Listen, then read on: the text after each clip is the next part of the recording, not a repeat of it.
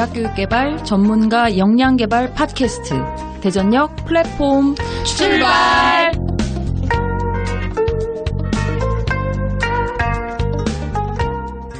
안녕하세요, 여러분. 대전역 다시 출발하겠습니다. 네, 안녕하세요. 네네, 저 군자입니다. 제니퍼입니다. 짱입니다. 시주입니다. 네, 지난주에 이어서 저희 성과 관련된 주제로 다시 한번 이야기해 볼 텐데요. 사실 그 사이에 저희 팟캐스트에 댓글이 하나 달렸었는데 오래전에 달렸는데 저희가 하나 놓치고 갔어요. 그 소중한 댓글을 몇 개 안 되는 댓글 중에 하나인데 잠깐 소개하고 들어갈까요? 네. 이제 10번째 손님까지 다 네. 끝나서 댓글이 올까 이런 생각을 하면서 매주 들어가서 매번 봤거든요. 그러게요. 매일. 저 열심히 보잖아요. 네, 그랬는데 제가 안 본 사이에 하나 달렸네요. 네네. 네, 아까 이거 어떻게 읽자고 했죠?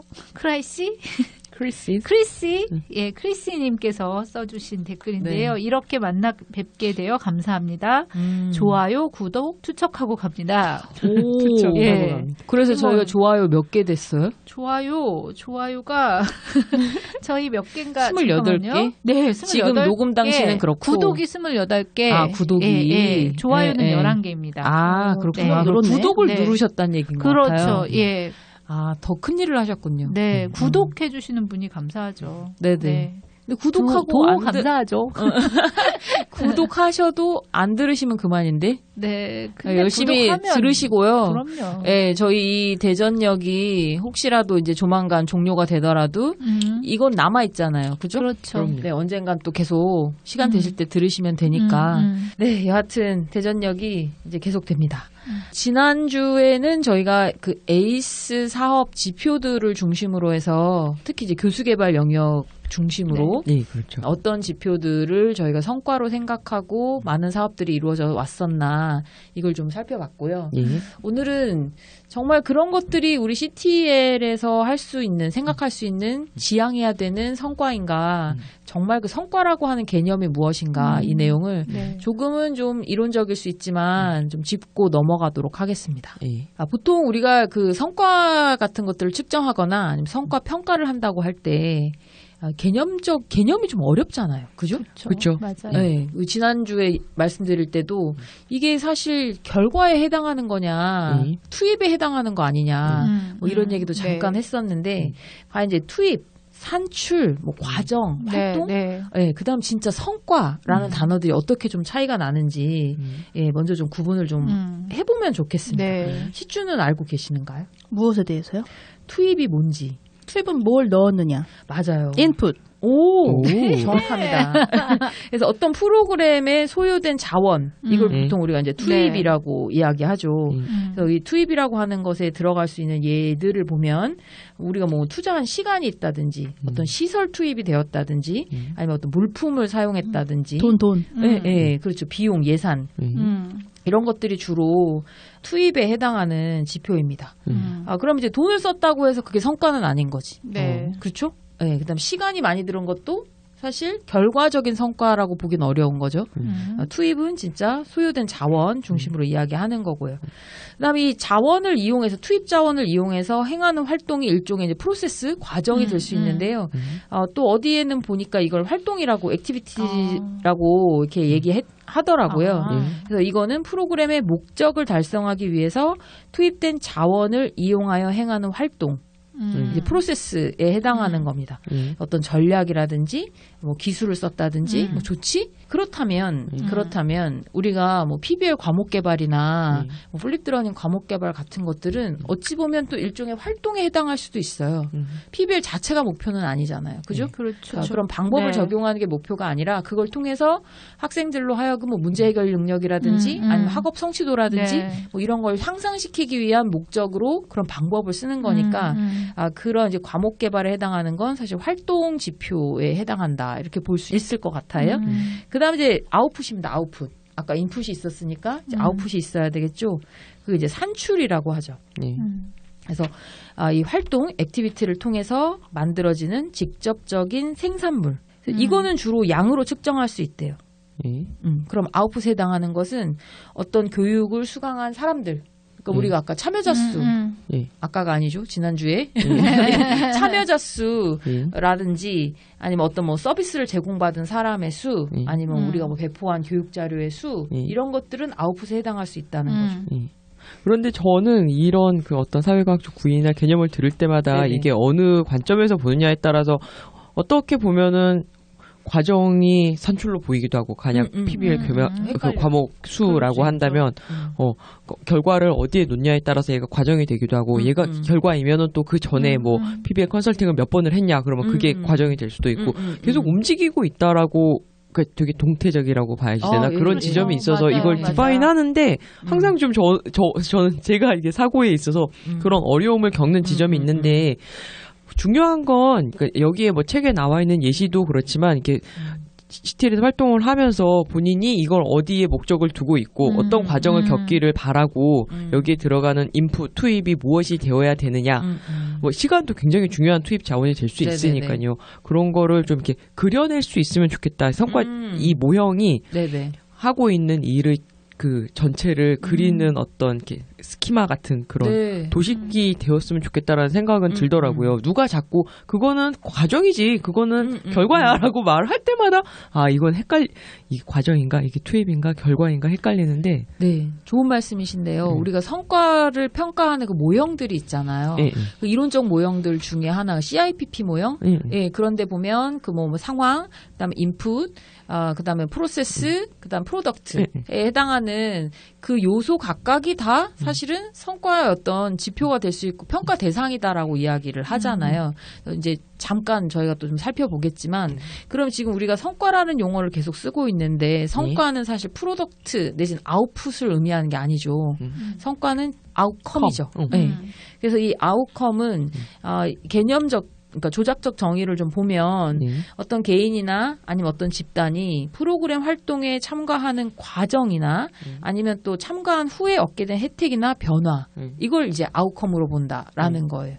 예를 들자면 어떤 프로그램 산출의 영향을 받을 수밖에 없지만 그 프로그램에 참여하고 나서 행동이나 기술이나 어떤 지식, 태도, 가치 뭐 이런 것들이 변화했느냐 이게 성과가 된다는 거죠. 프로그램에 참여하고 나서 네. 결과적으로 네네네. 변화. 그건 뭐 되게 이런 게 교육의 변화. 효과 그거랑 비슷한 느낌이 그렇죠. 그게 들어요. 성과라는 네, 네. 거예요. 그러니까 우리가 교수 개발을 하기 위해서 내지는 학습 개발 뭐 이쪽으로 역량 강화 이런 프로그램을 했다면 사실 진짜 그것이 향상되었느냐, 변화가 있었느냐 이게 성과라는 거죠. 그러면 우리가 지난주에 살펴본 이제 많은 지표들 중에는 사실 이게 어떤 변화를 측정할 수 있는 그런 요소가 얼마나 있었는지 또 그게 사실 측정이 가능한지 이것부터 좀 생각을 해봐야 되는데 이게 왜 성과가 좀 복잡하냐면 이게 초기 성과, 중기 성과, 장기 성과가 또 나뉘는 거예요. 그렇죠. 우리 왜 그 중장기 발전 계획 이런 거 쓰듯이 이게 기간에 따라서 한 프로그램에 참여를 했지만 그 결과가 당장 나타나는 게 있고 그 다음에 어느 정도 시간이 지난 다음에 나타나는 것들이 있어서 측정하기 쉬운 것은 결과가 즉시 나타나는 것들이겠죠. 그런데 이제 그렇게 즉시 나타나는 것들로 이 교육의 효과로 결과가 즉시 나타나는 건 쉽지가 않잖아요. 그렇죠. 일정 정도 시간이 필요하다 보니까 우리가 진행하고 있는 국가 재정 지원 사업 같은 것들은 사실 매년 성과를 측정해야 되잖아요. 그렇죠. 그러다 보니 우리가 즉시 나타나는 성과 위주로 지표를 설정할 수밖에 없는 그런 이제 그 환경적 제약이 있었다는 거예요. 네. 그래서 그런데 저는 그 지점에서 약간 달리 보는 게 네네. 저희가 이제 지난주에 뭐 사업 그 성과 지표로 되게 네네. 수를 많이 네, 수가 많이 나왔어요. 그렇죠. 프로그램에 참여한 네네. 사람 수, 뭐 개발한 교과목 수 많았어요. 등이 나왔는데 그거를 어떤 차원에서 봤을 때 얘가 성과로 진짜로 볼 수 있겠구나라는 생각도 다른 관점에서 해봤는데 그게 뭐냐면은 대학이라고 하는 어떤 조직적 수준에서 의 어떤 변화잖아요. CTL 프로그램에 얼마나 많은 사람이 관심을 갖고 참여했느냐도 조직적 차원에서는 변화로 볼 수 있어서 물론 뭐 측정하기 쉬워서 뭐 이렇게 되게 여러 가지 뭐 이견이 있을 수 있지만 저는 성과 지표로서 의미가 있다라고 보는 오히려 그 연구 보고서를 분석한 걸 이렇게 살펴보면서 아 이런 것도 어떤 단계에서는 의미가 있는 성과 지표였겠구나라는 네네네. 생각을 하게 그래서, 되었어요. 여기서 우리가 항상 생각해 봐야 되는 건 그건 것 같아요. 의미가 있다, 없다, 뭐 이거를 이제 얘기하기 전에 원래 우리 기관 자체가 가지고 있는, 그러니까 우리가 기관이 운영되면서 지향해야 될 목표가 무엇이냐, 내지는 또 어떤 프로그램이 이 프로그램 운영하는 목표가 무엇이냐에 따라서 성과가 달라질 수 있는 거죠. 그래서 지금 제니퍼 이야기한 대로 이 기관의 어떤 참여 외연이 확대되는 이것도 우리가 하나의 목표로 가지고 있으면 그것은 중요한 성과로 우리가 볼 수 있지만 네. 단지 그 참여자 수, 그러니까 양적인 어떤 그 숫자만 가지고 이제 계속 하다 보면 어느 순간 또 그게 목표가 아니고 그쵸. 다른 형태의 목표가 네, 맞아요. 생길 수 저도. 있잖아요. 그때도 여전히 참여자 수를 우리가 계산하고 있으면 안 되는 그렇죠. 거죠. 네, 그래서 이 성과 지표라고 하는 건 상황에 따라서 좀 달라질 수도 있고 맞아요. 또 아까 말씀드린 그 목표가 무엇이냐에 따라서 당연히 성과에 대한 그 고려가 개념이 네, 좀 달라져야 네. 되는 그런 상황인 것 같습니다. 근데 네. 사실 이 프로그램 평가를 할 때 네. 우리가 많이 쓰고 있는 그 대표적인 평가 모델이 하나 있잖아요. 그렇죠. 예. 제 개인적으로는 이제 HRD 수업에서 네네. 들은 게 커크패트릭 모델이라고 네네네. 보통 부르죠. 커크패트릭 유명한 분이죠. 4단계 모델. 맞아요. 이분 이걸 구한한 배경에 대해서 혹시 시주 들어본 적 있어요? 들어봤을 것 같긴 한데 기억 안 나요. 아, 좋습니다. 그러면 그냥 제가 설명하는 걸로. 우리 안에 용자가 있었어. 당당함. 커크패트릭 4단계 모델은 프로그램을 평가하는 데 있어서 그 4개의 단계로 나누고 그 단계를 이제 각각 이름을 붙였는데요. 첫 번째가 반응, 리액션 네네. 수준의 네네. 만족도입니다. 저희 만족도 조사 많이 하죠. 네. 그 네네. 워크샵 하고 나면은 만족도 조사하는데 그게 이제 리액션 반응, 커크패트릭 1단계라고 말씀드릴 수 있고요. 두 번째는 학습, 러닝 수준의 지식 습득 정도. 좀 이렇게 학습을 지식 습득이라고 보는 것 같은데 얼마나 많이 기억하고 있냐, 그 이제 거기에서 다룬 그렇죠. 지식을 우리가 갖고 뭐 있느냐. 시험 보는 거죠. 대부분. 얼마나 그렇죠. 알고 예. 있게 됐냐, 예, 그렇죠. 알게 됐냐. 예. 그거가 두 번째 단계이고요. 세 번째가 적용, 애플리케이션 수준의 실제 응용, 현업 적용 단계. 이거는 기업 HRD에서는 현업 적용을 팔로우업을 하죠. 예, 보통 이제 교육하고 나면은 이제 돌아가서 얼마나 하느냐. 3단계까지도 측정하는 경우가 기업에서는 있고. 그리고 4단계가 리절트 수준의 조직 기여도라고 합니다. 네네. 그래서 조직이 어떻게 변했느냐에 관한 거죠. 네, 정말 네. 이 지점까지 가면 좀 측정하는 데 있어서 굉장히 이렇게 좀 고민을 좀 많이 필요로 하는 지점이 네네. 되는데 커크패트릭 4단계 모델이 리액션, 러닝, 애플리케이션, 리절트, 반응, 학습, 적용, 결과 이렇게 4단계 모델을 제시하고 있죠. 그래서 주로 기업 배경으로 그런 평가 프로그램 평가 모형을 이분 이제 체계화했지만 그렇죠. 학교 상황으로 봐도 사실 굉장히 의미 있는 부분들이 있어요. 그러니까 우리가 프로그램에 참여해서 그분들이 만족도가 높았다고 프로그램이 효과적이라고 볼 수는 없잖아요. 그렇죠. 예, 그래서 1단계가 이제 만족도 평가, 반응이 리액션이 이제 만족도에 해당하는 거고. 뭐 만족도 평가할 때 무슨 뭐 대부분 뭐 다과 좀 좋고, 예, 강사가 좀 매력적이었거나, 아니면 뭐 이렇게 날 좀 편안하게 해주면 만족도 올라갈 수 있거든요. 그런데 그렇다고 해서 이분이 제대로 배웠느냐 이건 아니니까 수준을 좀 높이면 2단계 학습으로 갈 수 있다. 그러니까 사실 가야 된다라는 거예요. 그래서 이 프로그램에 참여해서 얼마나 제대로 배웠느냐.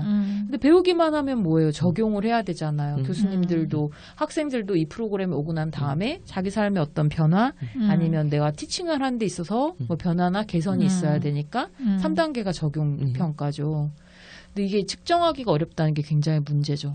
그래서 그렇죠. 우리가 뭐 컨설팅이나 뭐 이런 거 통해서 직접 관찰을 해보거나 뭐 이러면서 네. 이 교수가 참여자가 프로그램에 참여하기 전과 후에 얼마만큼의 변화가 있는지.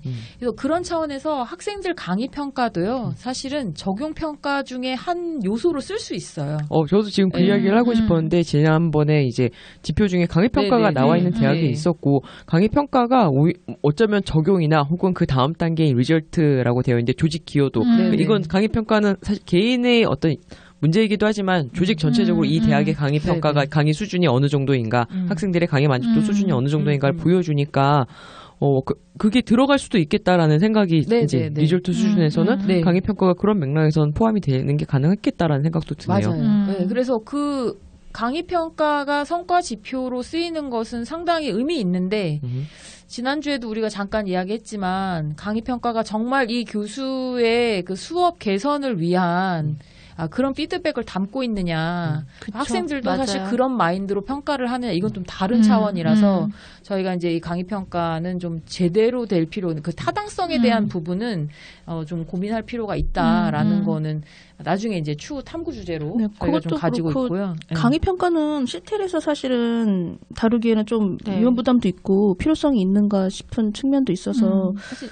저는 그건 좀 부정적, 별로 그거는 예. 뭐 논의할 별로 필요를 잘 못 느끼고 그 나중에 시주 맥락을 좀 이해는 하겠는 게 이게 우리가 교수 학습 지금 이제 교수 개발로만 한다고 하더라도 그 프로그램을 가지고 볼 수 있는 적용 평가의 도구이냐 이거는 좀 그리고 엄밀히 봐야 될 것 같아요. 정치적으로도 학교 내에서 CTL이 강의 평가에 관여는 안 하는 게 좋을 것 같다는 생각이 대부분이죠. 네. 해서도 안 된다고 생각을 해요. 저 개인적으로는. 네, 맞아요. 그래서 보면 이걸 보면서 커크패트릭의 이 평가 모델 같은 경우에는 우리 같은 경우에는 이제 교과목 개발, 교수법 새로운 교수법을 적용한 교과목 개발을 하고 있는데 이걸 다시 보다 보니까 한 방에 관통을 하는 지표 같기도 해요. 그게 왜냐하면 교수님한테 새로운 교수법을 이제 알려드리죠. 그러면 그분이 습득을 해야 되기 때문에 교과목을 개설을 하는 거잖아요. 그러면 현업 적용이 바로 되죠. 그 다음에 조직의 기여도가 이제 학교에 어떤 신개념 교수법, 혁신 교수법을 적용한 교과목이 많아져서 학생들의 만족도나 어떤 학업성 지도를 높일 수 있는 그런 저변을 확대했다는 면에서는 이 네 단계가 한 방에 그냥 관통하는 하나의 지표가 아닌가. 네, 근데 그런 생각이 갑자기 들었어요. 대로 측정하기는 어렵다는 거죠. 특히 그 수로만 리절트에 해당하는 측정해도, 거는 그건 단지 그 과목 개설을 한 것 자체가 어떤 그 효과로 보기는 어렵잖아요. 그러니까 프로그램 자체의 취지로는 이 네 가지 단계, 혹은 세 가지 혹은 네 가지 단계의 개념이 들어갈 수 있도록 개발의 단계나 마지막에 성과를 기대하는 것까지 가는데 이게 이제 지표로 어떻게 만들어질까 하면 이제 우리가 이렇게 당연히 갈 거다라는 전제하에 그냥 과목 수 이렇게 들어가게 되는 거죠. 전제하에 가는 거. 저변을 확대했다는 것 자체만으로도 조직계 대학이라는 조직에서는 변화이기 때문에 맞아요. 그 과목 수가 어떤 경우에는 정말 그 초기 성과로 인정받을 수 있어요. 그러니까 이게 양적으로 어떤 수를 셌다 그래서 항상 그게 무슨 성과가 아니라 이건 투입이나 과정 아니야 이렇게 볼 수 있는 게 아니라 어떤 그 기관이나 프로그램 자체의 그 목표 수준 내지는 상황에 따라서 이 참여자 수나 과목 수를 우리가 지표로 성과 지표로 생각한다 해도 그게 초기 성과 내지는 뭐 중기 성과 이렇게 들어갈 수 있는 거죠. 그러니까 이게 딱 정해져 있지 않아요. 굉장히 융통성 있게 저희가 판단해야 되는 부분들이고요. 그런 차원에서 저희 평가 모형 또 하나 있잖아요. CIPP 그것도 상당히 많이 쓰는데 또 잠깐만 소개해 주시죠. 네, CIPP는 일단은 약자가 C 상황 컨텍스트, I 투입 인풋 하고요. 프로세스 과정, 그 다음에 마지막 P는 프로덕트 산출입니다. 그래서 이 네 가지 단계를 가지고 이제 목표의 결정, 그 다음에 목표의 달성에 필요한 절차와 방법의 구성, 절차 실행상의 결정, 그리고 특정 프로그램의 지속 종결 수정 여부를 결정하는데 영향을 미친다. 이렇게 얘기하고 있습니다. 그래서 그 프로젝트를 목표하고 계획하고 실행하고 성과를 구성하는 이런 전반적인 과정을 쭉 훑어가는 방식으로 이 CIPP 모형을 얘기를 하고 있죠. 그래서 뭐 계획, 추진 과정, 성과 이런 식으로 나누어 가지고 각각의 단계들을 설명을 하는 것이 여러 연구들에서도 좀 보이고 있고요. 네. 그래서 단계별로 우리가 생각할 때는 꽤 유용한 도구가 아닐까 생각하고 있습니다. 네네. 저는 이게 성과를 얘기하는 게 지금 말씀해 주셨던 부분에서 이제 새롭게 이제 많이 배웠다는 생각이 드는데요. 그러니까 어떻게 목표를 둘 것이냐. 그냥 단순하게 처음에 생각할 때의 성과는 일단 그런 생각이 있었어요. 그러니까 외부에서 뭐 윗분들이나 다른 뭐 처장님이나 이런 분들이 너네는 성과가 뭐야 이렇게 얘기했을 때 약간은 왜 저런 말을 하나 하는 거부감 같은 거 있잖아요. 그래서 그걸 어떻게 재요? 못 재요? 뭐 이렇게 얘기하고 그래서 뭐 만족도나 참여자 수도 사실은 뭐 그게 그렇게 중요합니까? 뭐 이렇게 하면서 약간 반감을 가졌었던 건데 이제 지금 이제 여러 가지 성과에 대한 부분들 개념도 살펴보고 도구들도 얘기하면서 드는 생각이 우리 입장에서 봤을 때 목표를 어떻게 설정할 건지 그리고 설정된 목표를 가지고 어떻게 방향을 이끌어 나갈 것인가 이거를 세워나가는 데는 분명히 필요한 뭐 절차? 도구? 뭐 이런 것이 아닐까 하는 생각이 드네요.